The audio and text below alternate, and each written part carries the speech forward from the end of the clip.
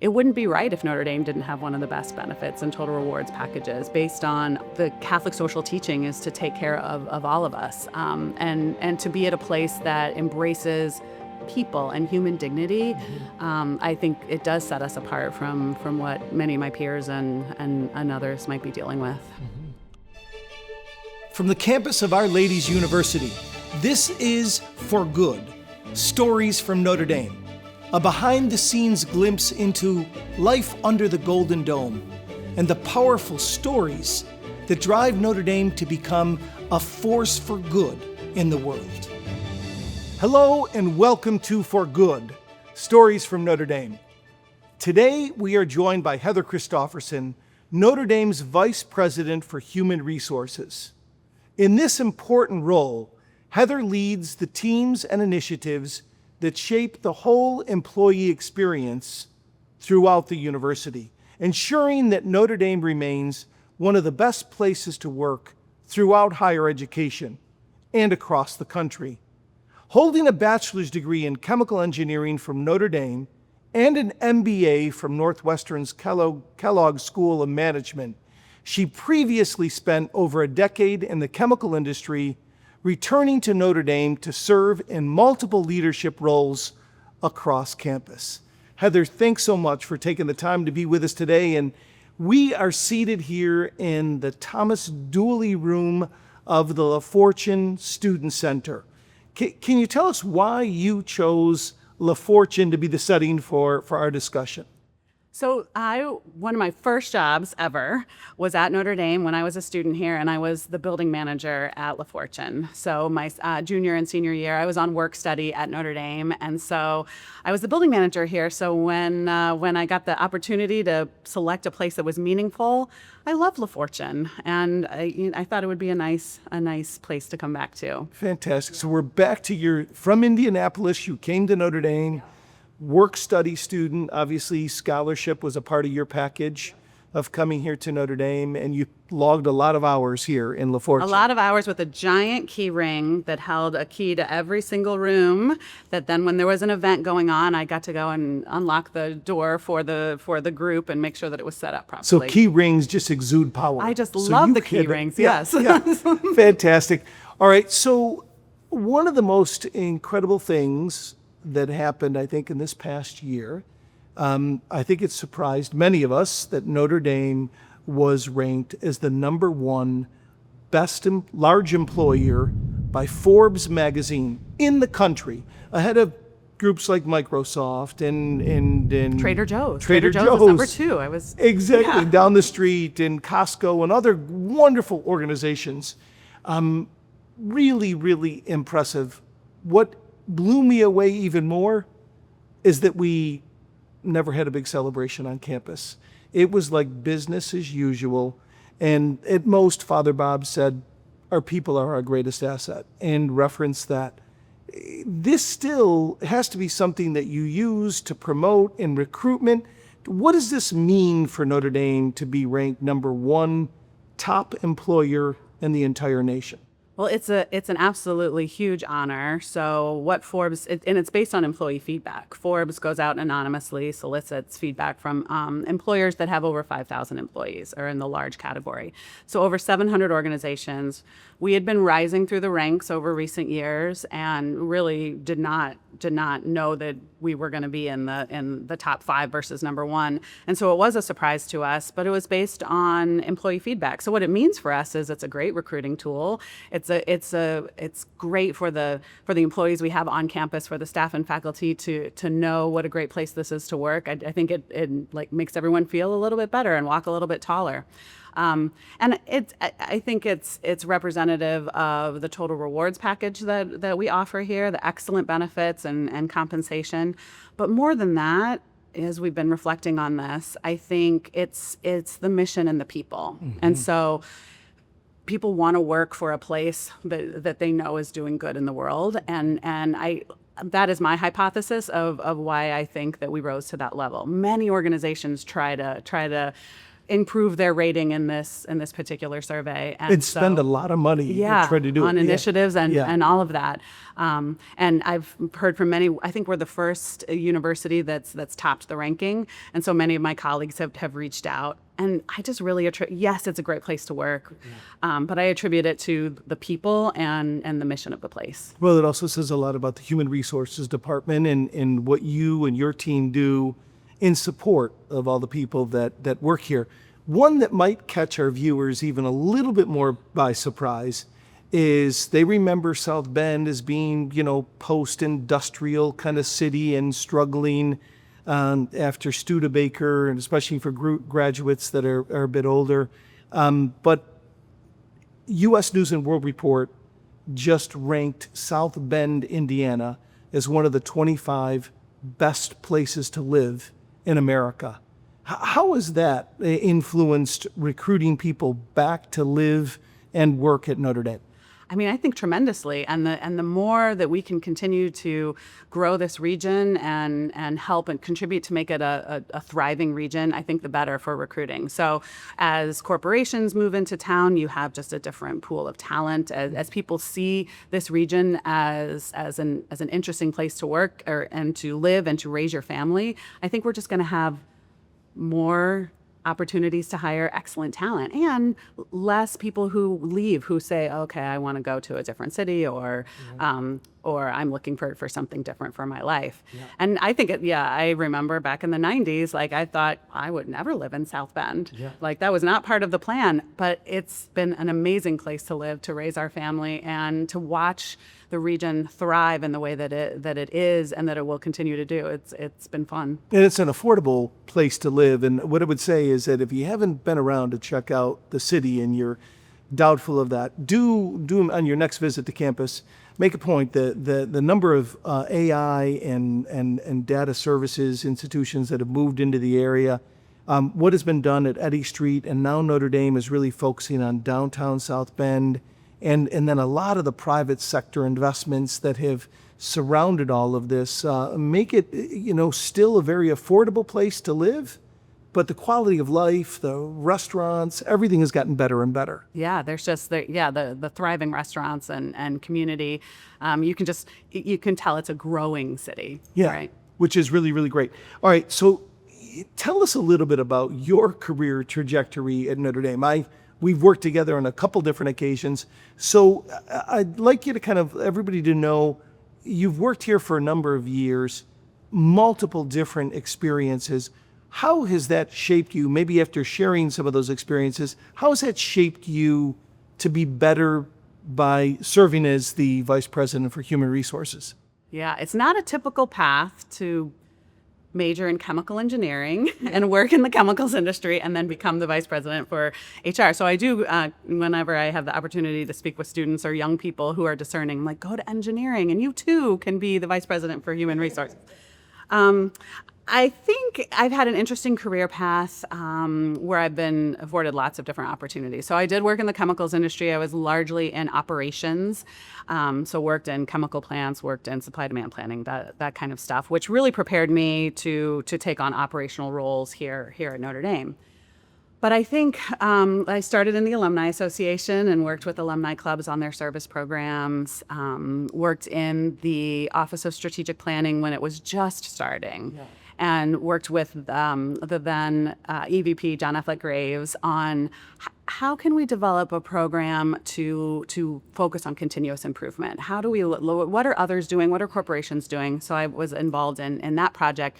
That really helped me learn about the university and the leaders and where my skill sets who had done this kind of work in the corporate world could start to help other leaders.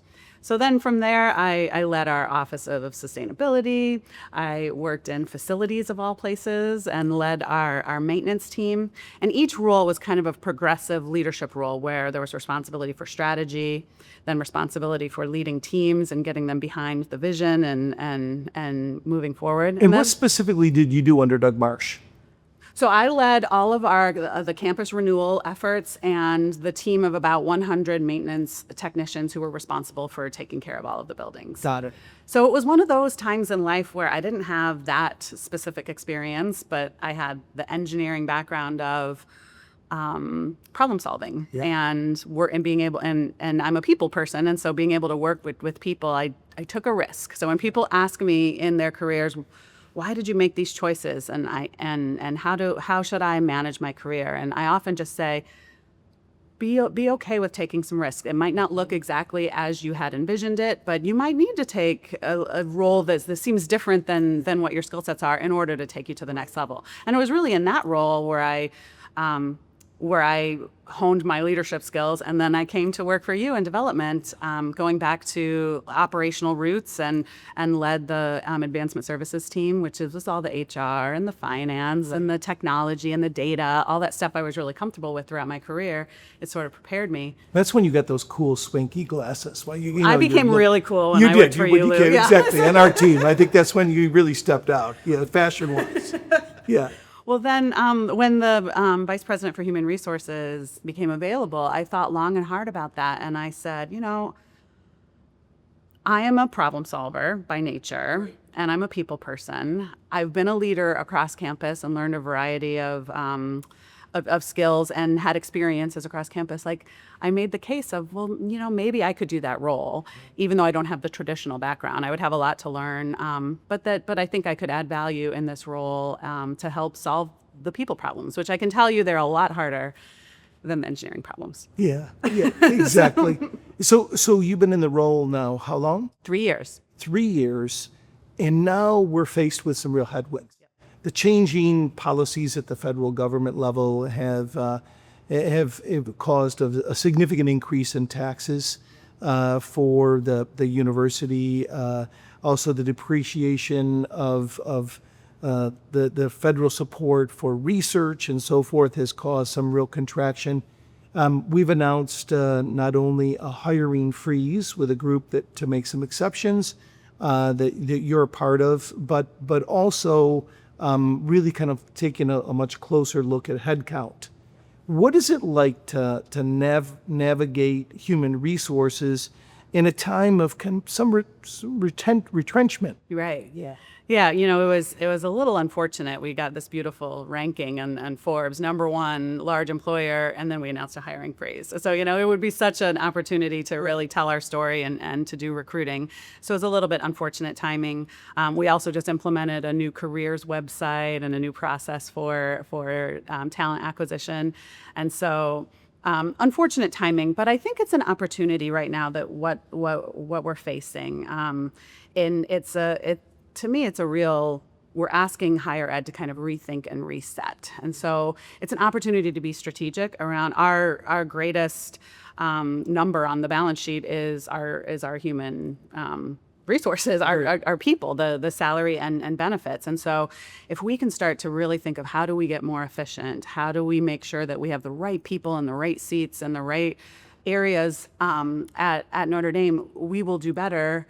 And we'll get through this. And so from an HR perspective, it's actually an interesting time to work with leaders, your team included, of how can we help you with real workforce strategy? What are your goals? What are the skill sets that you need? Where there might be gaps, where there might be people who need a little bit more challenge, and really. It's almost like we're forced to think of it in this way, and we can't just take it for granted that. Yeah, one of the great criticisms of higher education and universities that that are in the highly select group is we are forever adding on to what we do, and we never make tough decisions. Right. We don't cut back and so forth. And this is an opportunity, for us to become more lean, I imagine, more efficient, more strategic. Yeah. And how we allocate those resources. So do you see it as an opportunity? Yeah, absolutely. It's an opportunity. And that's what we're, from an HR perspective, working with leaders to do exactly that. What are you trying to achieve? What is the university trying to achieve? What are our biggest goals and biggest areas for the future? And that's where we should be putting resources. And then we need to be getting as lean and as streamlined as possible to deliver the operations. How do you think about culture? We always talk about the culture is more important than strategy. How do you think that from the vantage point of the VP of Human Resources, how do you think about influencing culture? Yeah. I think it's more important right now in times where there are headwinds and where people might be feeling a little bit uncertain and, sands are changing, that to fall back on a very strong culture. And so I think of Notre Dame's culture as a culture of community, first and foremost. I think that's why people are happy to work here. Yeah.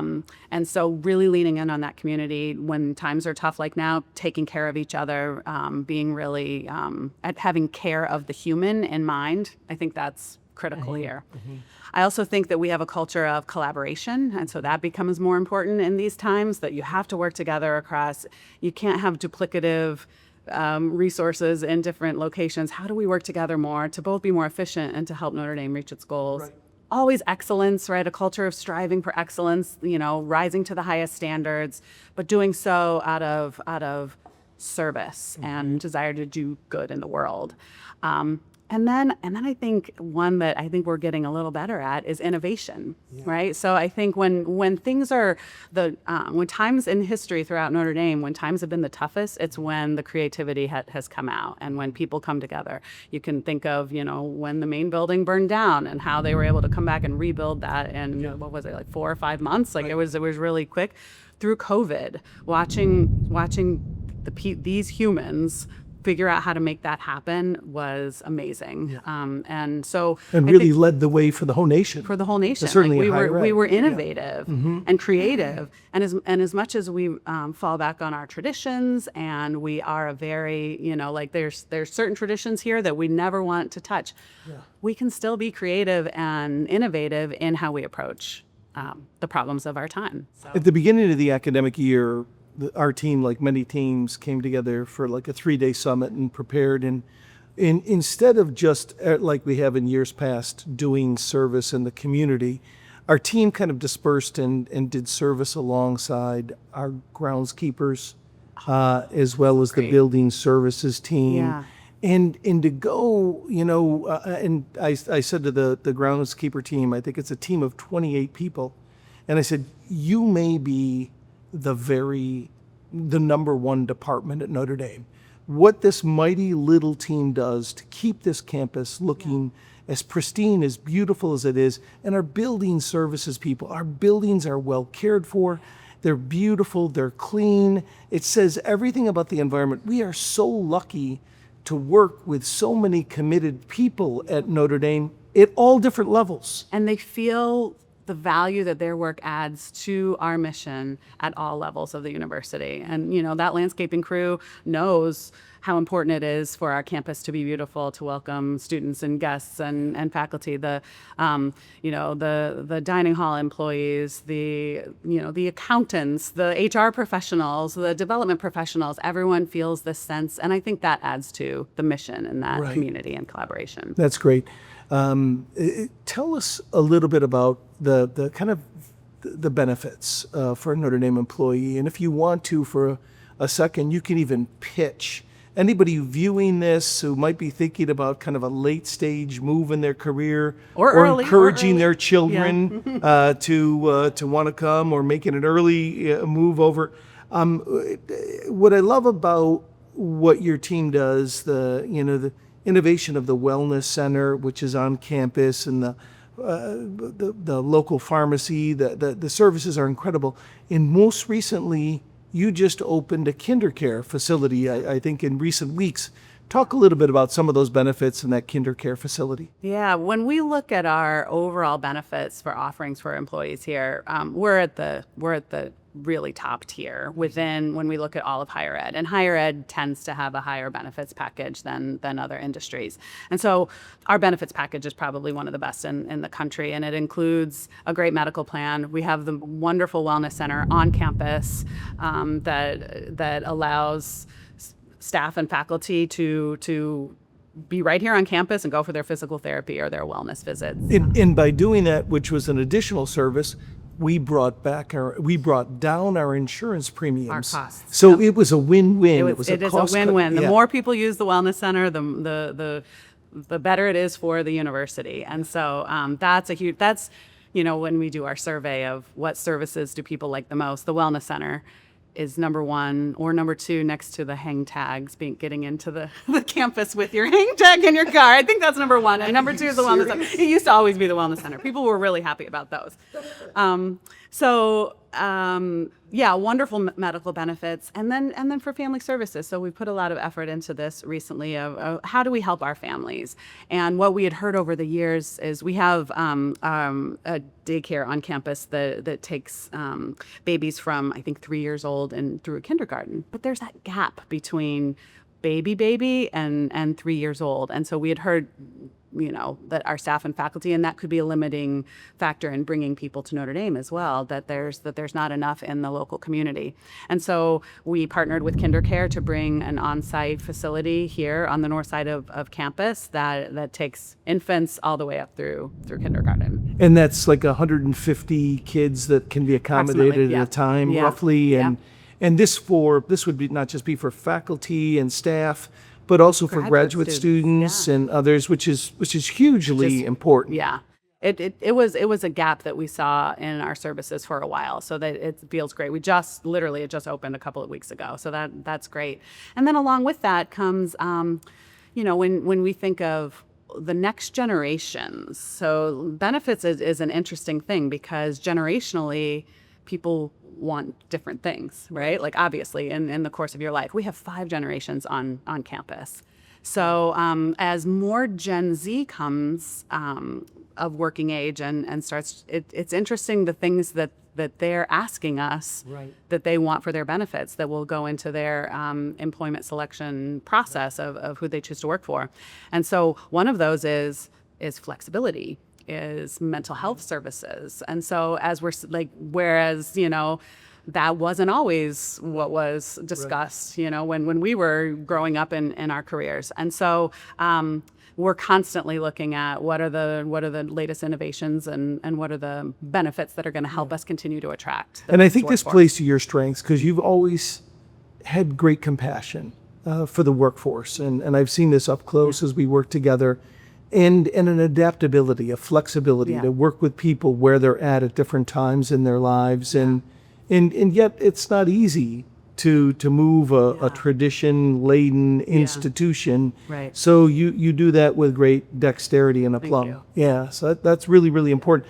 Tell us about everybody is grappling with artificial intelligence and how AI can be employed in the workplace to take some of the smaller tasks and so forth and make them cost efficient, time efficient, and everything else so people can free up and do other things. What is your view of artificial intelligence here at Notre Dame and making us all more lean and efficient? Yeah, I think it already is playing a big role in many operational, particularly in HR. HR as an industry is utilizing AI. It's outpacing a lot of other areas. So we're already using it, but over the course of the next several years, we're just going to see it exponentially a part of the work. And right now, what's really fun is seeing the creativity come out in the team of how maybe I can use AI to make this faster, better.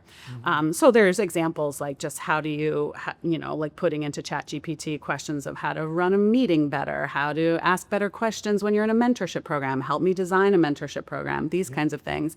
But then where we're seeing it too is using chatbots, using the technology so we can answer questions easier, faster, better. We can process benefits better. We can process leaves, all of that back end stuff that, most of us don't even know happens, but the HR team's working on utilizing AI to make those things more streamlined. What it's doing is it's freeing up the people who do that work to think more strategically. And we say in HR that we want to be there for people in the moments that matter. So we don't want to be in the nitty gritty doing the tactical details when we can be human to human helping you with a difficult time or an exciting time, being there for in the moments that matter. And so across campus, it's an interesting conundrum in HR of what is the impact going to be like over the next 3 or 4 years. So we're actually in that study right now of how can we help campus from an HR perspective, better training on what AI is, how to use it, and celebrating people who are using it, and start to bring it to life, not with the intention. Honestly, the intention isn't to reduce the workforce, but it's to pivot the work from more tactical things to more strategic. And so, like, I could see that it could start, over time, changing the skill sets that we need on campus. Right. So it would seem that is with the emergence of AI and newer technologies, it's going to be critical for us to be not only high tech, but more than ever high touch. Yes. That people don't think that this is a place that's run behind the scenes by AI and robots, but there's still that personal feel, and there's still the loving relationships, as you said, being there for people in times of need. Yeah. How do you balance that? Yeah, I mean, I think we will have done it wrong at Notre Dame if we don't focus on the humans and the caring and the community aspect of it. It's not all just about efficiency, but if we can leverage some efficiencies to allow those strategic moments, to allow those caring moments to flourish more, I think that's where Notre Dame will win, and really society as a whole. It would be easy to forget the human component of all of this in the excitement of what this tool can do. And it's going to be transformational. Everything I'm reading and seeing, it's going to be more transformational than the internet, more transformational than most of the technology we've all experienced over the last 30 years. And so we got to embrace that. We have to embrace it with holding on to what's important, and that's humans. So when you meet with HR directors from within the industry of higher education and even peers that are in the for-profit sector, how would you say that our Catholic heritage and our Catholic character differentiates your role and your team's role here at Notre Dame? Yeah. I mean, that's a great question. I feel so blessed to be at Notre Dame when I talk to my peers, because of exactly that. We can have an intentionality on the people. Like, it wouldn't be right if Notre Dame didn't have one of the best benefits and total rewards packages based on our, the Catholic social teaching is to take care of all of us, and to be at a place that embraces people and human dignity. I think it does set us apart from what many of my peers and others might be dealing with. I will say that having lived in different parts of the world over the years, that I've often thought, especially with a family and with 5 children, that if tragedy were to strike any of us in our family, I cannot think of a better place anywhere in the world that will embrace us and nurture us through, a life-changing event. And you see that time and again here at Notre Dame, not just what we do externally for alumni, parents, and friends, but also what happens internally. Yeah, I mean, we have staff chaplains that so if a staff member is diagnosed with a disease, or if their mother passes away, that chaplain will reach out to that staff member and see, what can I do to help? Oftentimes at the funeral, if someone has passed away, but not only that, it's just they visit people in the hospital. Exactly. It's really, I've never seen a role. It's wonderful. Designed like that at any other institution. Yeah. And it's part of the culture. It's going back to the community of how the people who are here, the community matters. Yeah. So there's a lot of uncertainty in the world right now, and a lot of change, which for some people causes heightened anxiety, and there's a lot of stressors. There's a lot of things to be done about. What gives you hope as you look into this next year for Notre Dame and beyond? I have a lot of hope for Notre Dame and just how we're led, how we're navigating this space. I think, like, typical Notre Dame fashion, being very thoughtful, being very creative, focusing on the people and the students and the staff and the faculty who are here. So that gives me a lot of hope. Really, it's like the students coming back to campus. I mean, gosh, it just feels like a breath of fresh air. The summer has been a little lonely without them. So like just starting to see them start to come back this week. So much hope in that. I think hearing stories from people. So for example, I just got an email yesterday. I actually just sent it to you. There were two individuals. This woman brought her mother to campus, her aging mother to campus to go to mass, and they were having trouble navigating where to park and how to get her into the basilica. And two separate people stopped to help them. Both one to guide her to a parking spot that was close, and another to use a golf cart to get her mother up to the basilica and back. They stopped their days and they noticed someone who needed some help. That gives me hope. That happens every day, every hour here on campus. That those people seeing people and offering to help. Well, Heather, I can't tell you how much, as just one among many employees at the university, how grateful we are to you and your team for the outstanding job you do and setting the culture, the support, the parameters for just taking care of our most precious resource at Notre Dame, which is the people and the workforce. So really, really grateful. We could not have a better person in this role. It's been fun to watch you adapt and grow, and I think that the greatest days under your leadership still lie ahead of us as you become more and more creative. So as we always do, we like to invite all of you to join with Heather and me as we offer a prayer to Our Lady, who watches over and intercedes for us in all that we do. Hail Mary, full of grace, the Lord is with thee. Blessed art thou among women, and blessed is the fruit of thy womb, Jesus.